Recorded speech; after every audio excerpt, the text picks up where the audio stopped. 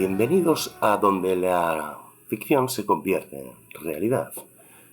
Bienvenidos al Ministerio de la Verdad de la novela de George Orwell de 1984.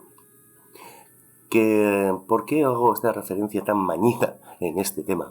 Bueno, tenéis que haber visto el boletín oficial del Estado del jueves 5 de noviembre de 2020. Os lo voy a dejar en un enlace para que lo podáis descargar, porque la verdad es que no tiene desperdicio. El gobierno está intentando hacer una lucha contra las fake news.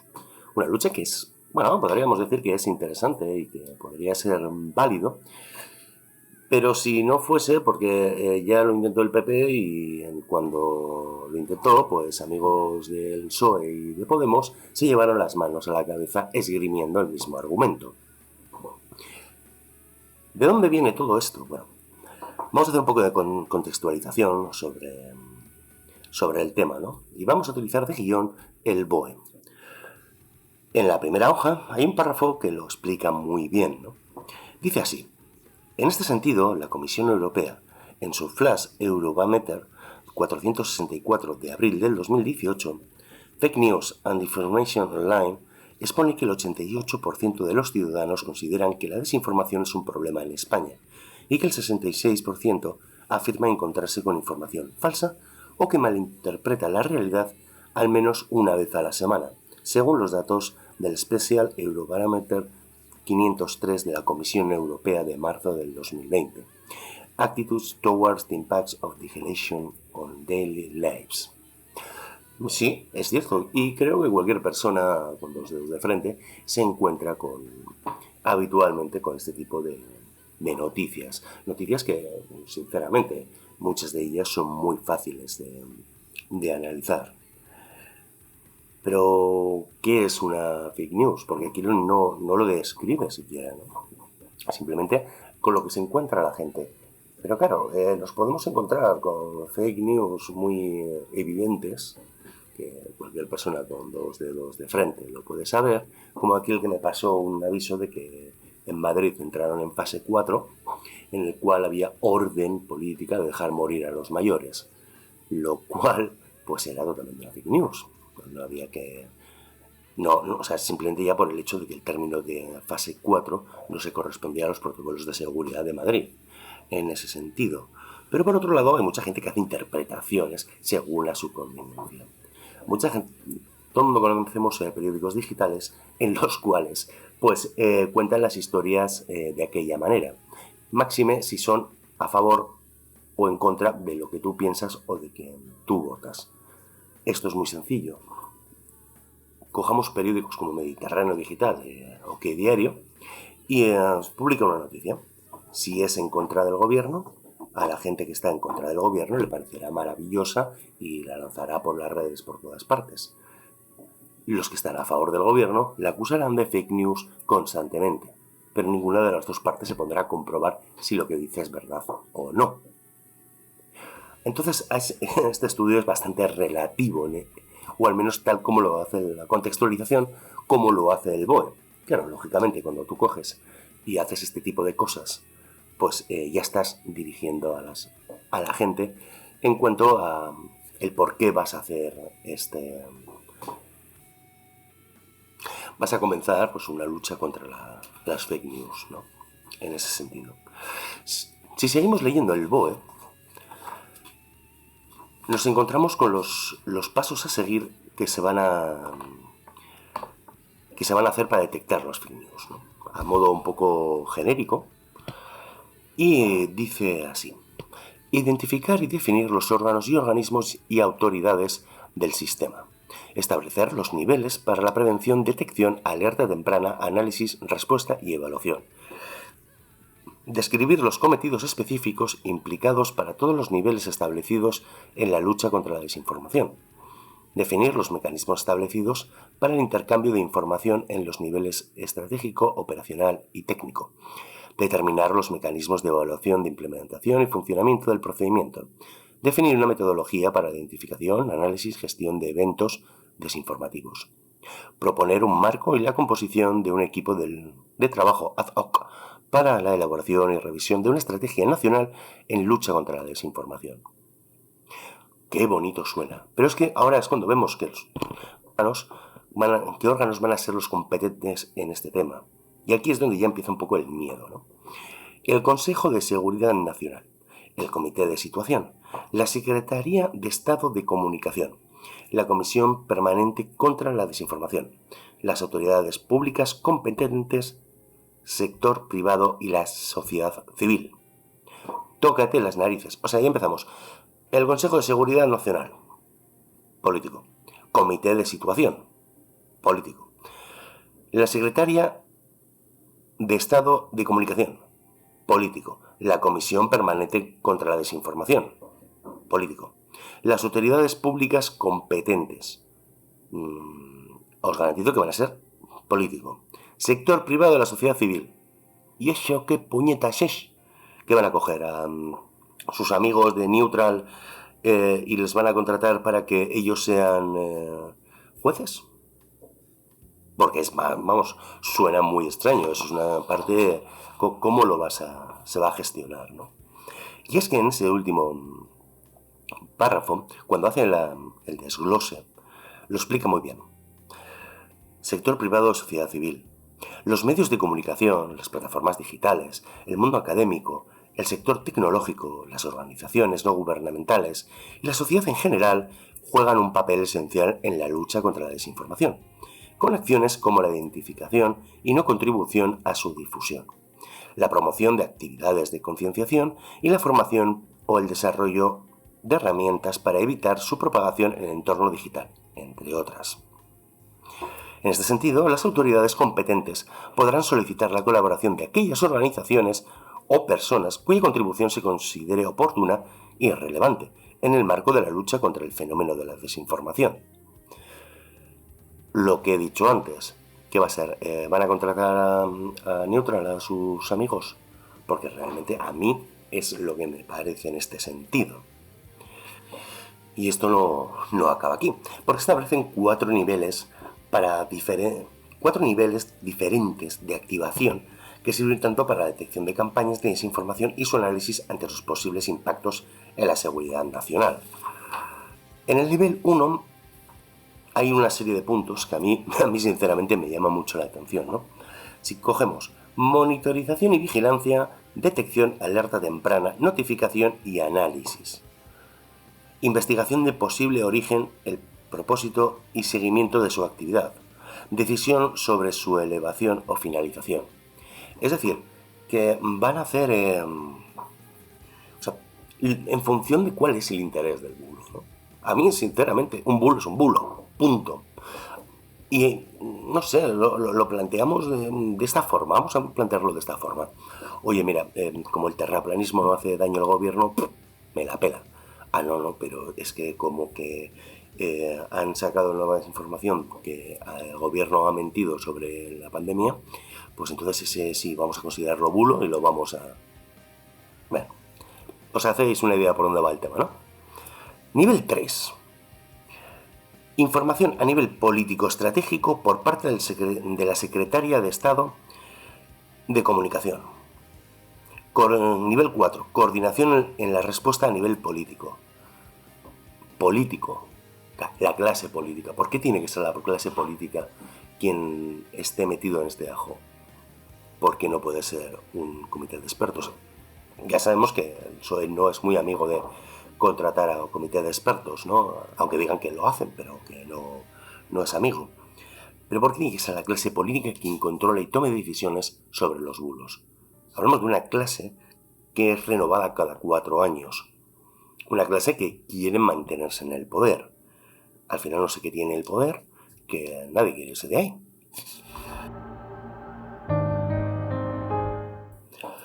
A mí particularmente me asusta bastante que se dé esta situación. Y es que, aunque no lo creáis, nos podemos encontrar con un problema muy gordo. Y es que, como no le gusta una notificación a un gobierno, pues voy a censurarla. Por otro lado, nos encontramos con dos vertientes de personas, ¿no? Ya lo he mencionado antes en el caso de periódicos afines o no afines a una ideología, ¿no? Va a suceder dos clases de personas. Por un lado, los conspiranoicos, ¿no? Que es, ya tienen la excusa perfecta para decir que los gobiernos no nos cuentan tanto la verdad, pero y encima con pruebas, porque censuran cualquier clase de información. Entonces, claro, yo ahora mismo genero una noticia falsa, me la censuran y ya puedo empezar aquí a ganar dinero y a decir qué tiene que esconder el gobierno porque me censura. Si me censura es que algo esconde. Buah, ¿sabéis la legión de gente que está encantada de escuchar ese argumento? ¿Vosotros de qué creéis que viven youtubers de conspiración? Su argumento principal es ese. Y luego están los fanáticos. Sí, los fanáticos del gobierno en el cual todo lo van a defender y todo le va a parecer maravilloso y fantástico. Y el problema lo vamos a tener la gente entre medias, que, bueno, pues una noticia nos gusta leerlo un poquito en diferentes ambientes, ¿no? Y para poder contrastar un poco, ¿no? Sabemos perfectamente que hay un sesgo ideológico en todos los medios de comunicación y por mucho que estés en contra del gobierno y salga una noticia en contra del gobierno, no significa que ya por eso me la tenga que creer, sino, bueno, vamos a ver hasta qué punto llega todo esto, ¿no? A ver hasta dónde llega. Pues ahí, tú y yo vamos a ser perjudicados completamente. Eso a nivel social y a nivel de, ya te cuento, de redes sociales, porque puede ser muy divertido el tema. Por otro lado, también hay una vía de negocio. Es decir, si vamos a hablar de Estado, o sea, de Estado, de buscar ayuda privada y de la sociedad, pues como bien he dicho antes, nos vamos a encontrar que va a haber amiguitos que van a montar sus empresitas, como puede ser el caso de Neutral de Ana Pastor, que es muy curioso ese caso, porque Ana Pastor es la mujer de Ferreras, el presentador del Rojo Vivo, y Ferreras se ha mostrado en contra de esta ley. Ferreras e Inda. Inda también se ha mostrado en contra, ¿no? El director del periódico de OK Diario. A lo cual, aquí aparece algo, ya una versión muy rocambolesca, que es muy divertido, ¿no?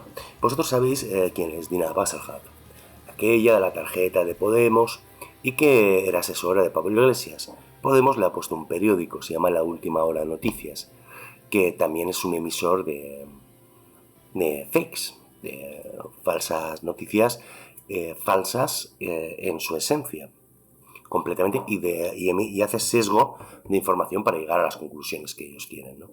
Bueno, pues este periódico que en Twitter deja bien claro que no es neutral, o sea que entonces no sé a qué punto, no sé por qué está el tema de noticias, ¿no? Si es de opinión, pero bueno, son cosas mías, ¿no? Este maravilloso periódico ha situado a Inda Ferrera cercanos a Vox. O sea, Ferreras cercano a Vox. O sea, ¿a dónde vamos a parar? Entonces, ¿este periódico se le podría considerar fake news? Pregunto, ¿eh? Porque claro, aquí tú ves en redes sociales y todo el mundo está hablando de que si Mediterráneo Digital, Periodista Digital, OK Diario, pero ¿y los de la izquierda qué? Esos no se quedan, a esos no les pasa nada, esos son caballito blanco porque son cercanos al gobierno. Pues da que pensar, a mí sinceramente me da que pensar, ¿no? O sea, lo cercano al gobierno va a ser, no se les va a censurar porque parece que es lo que está reclamando la sociedad y en las redes sociales, tanto que habla un partido como Podemos de escuchar a la sociedad, ¿no? Pues la sociedad está diciendo esto. No se está metiendo con vuestros medios de comunicación, ¿no? O órganos propagandísticos.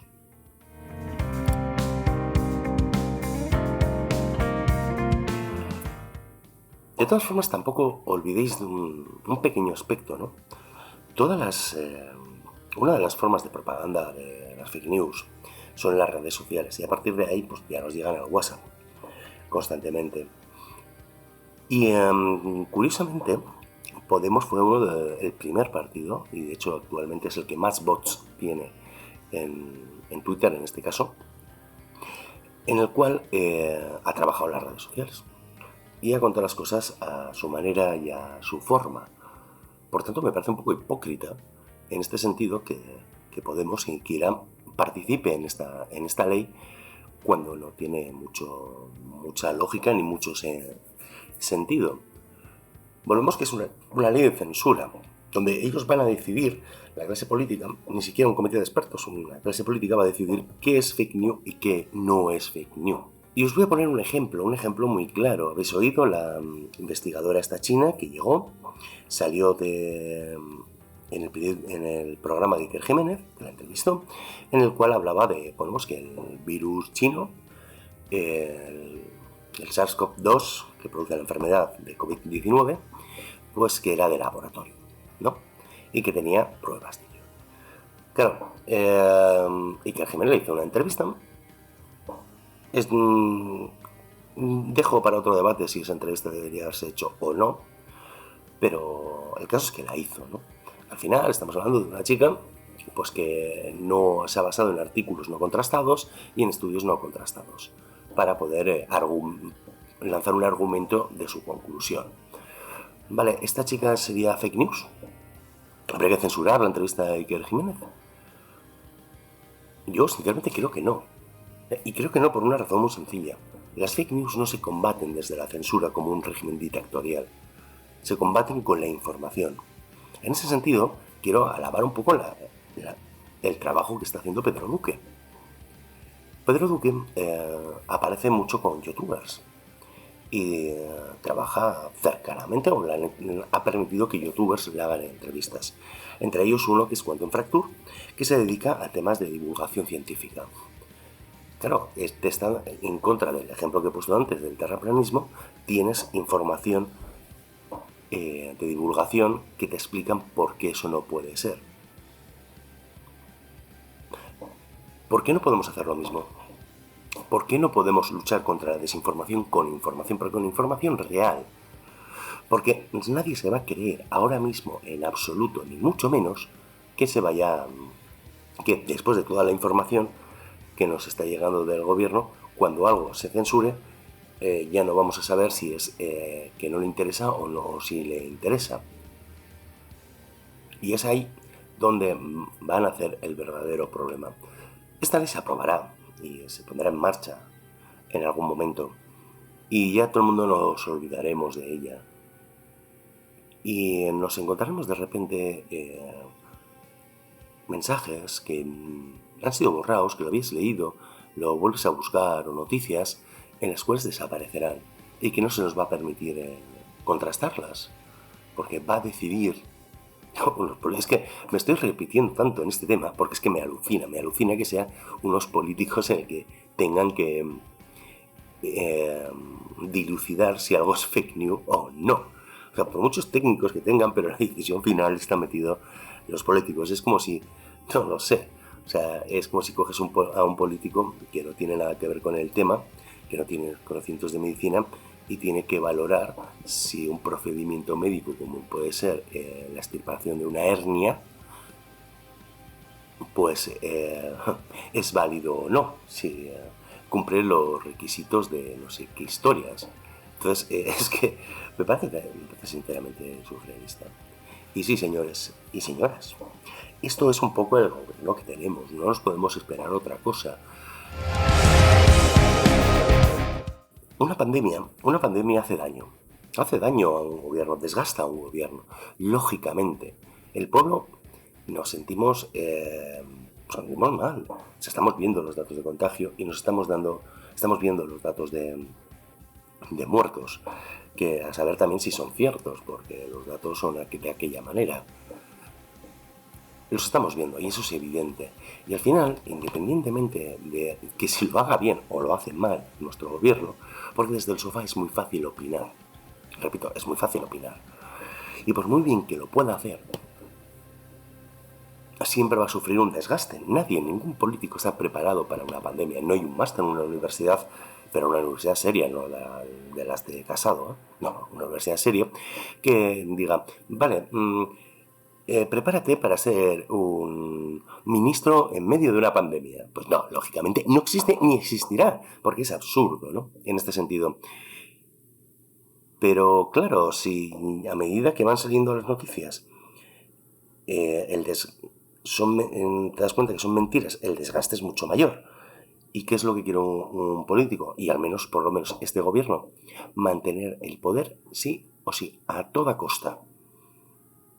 Claro, si yo ahora mismo considero fake news a las noticias que no me interesan, mi desgaste va a ser mucho menor. Y posiblemente para la reelección me sea un hándicap. La influencia en la sociedad ya la hemos visto de cara a las elecciones. Acordémonos del 11M. Y la primera vez que Rajoy era candidato para el gobierno de España, para ser presidente. Cómo cambiaron los sondeos a cuenta de que alguien se le ocurrió poner unas bombitas en un tren y matar pues unas cuantas decenas de personas. Claro, rápidamente ya actuó el gobierno de ZP diciendo no, que la culpa era del PP, de Aznar, por la guerra de Afganistán. Y encima los del PP son más cortos que nadie. No, esto no fue, no ha sido Al-Qaeda, ha sido ETA. Y todavía defendiendo ETA. O sea, ahí tenemos un ejemplo por la parte de los dos candidatos, cómo se querían aferrar al poder, a conseguir el poder de una forma u otra, independientemente de lo que la población pensase. Aprovecharon muertes. Unos aprovecharon la muerte de decenas de personas para conseguir tornar la opinión pública y conseguir salir victoriosos, y otros tenían miedo de eso mismo y empezaron a acusar pues a la banda terrorista que en este momento teníamos en España. Pero eso es un ejemplo más de que el poder puede. Que el poder es una droga para esta gente, ¿no? Y en este sentido lo vamos a ver, lo estamos viendo también con esta ley. Y es que esta ley, al final, es conseguir manipular a las personas. Conseguir que las tornas de la opinión pública se ciernan hacia lo que a mí me interesa. O imaginaros por un momento, o sea, es que esto, imaginaros, imaginaros la situación, ¿no? O sea, cogen y resulta que anuncia esta ley vigente y cogemos un caso real. Y resulta que, se sale la noticia que ese comité de expertos no existe, no había nadie contratado. Pónganos el ejemplo y salta esa noticia.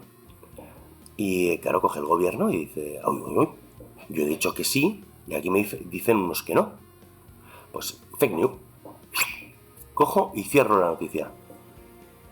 No vamos a saber la verdad. Porque eso puede, repito, es que eso puede pasar perfectamente.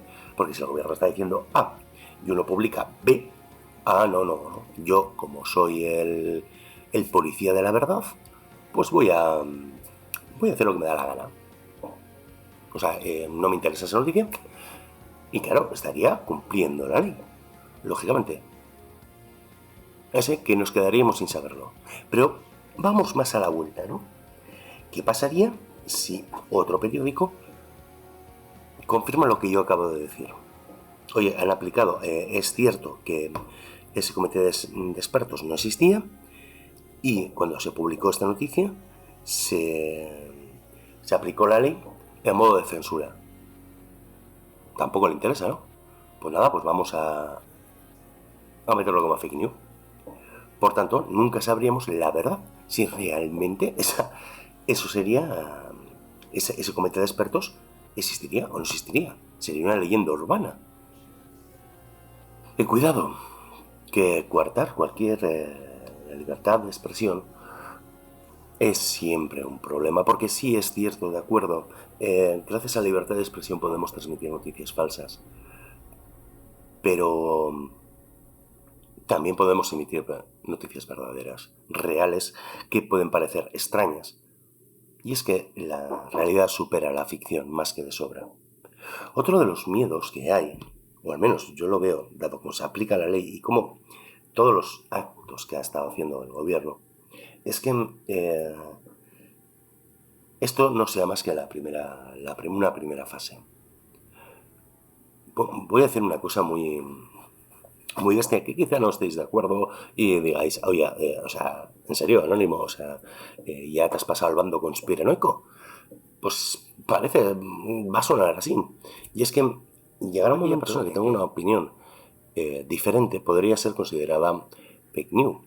Porque al final, con la información que se tiene, si llegas a una conclusión que no le gusta al Estado, pues puede ser esa conclusión, no, eso es una fake news, te censuro. Es decir, este podcast, como yo, Anónimo, no estoy de acuerdo, pues puede haber un problema. Entonces, bueno, pues, oye, pues no vaya a ser que alguien escuche, porque tampoco es que seáis muchos los que estáis al otro lado, pero que no vaya a ser que alguien lo escuche, lo haga viral y a la gente se lo crea. Claro, yo por suerte siempre digo que es opinión, pero ¿os imagináis? ¿Os imagináis que también censuren la opinión? Si ya tienen mangancha y pueden considerar fake news lo que les pueda interesar. Pues sí, señores, esto es lo que puede suceder.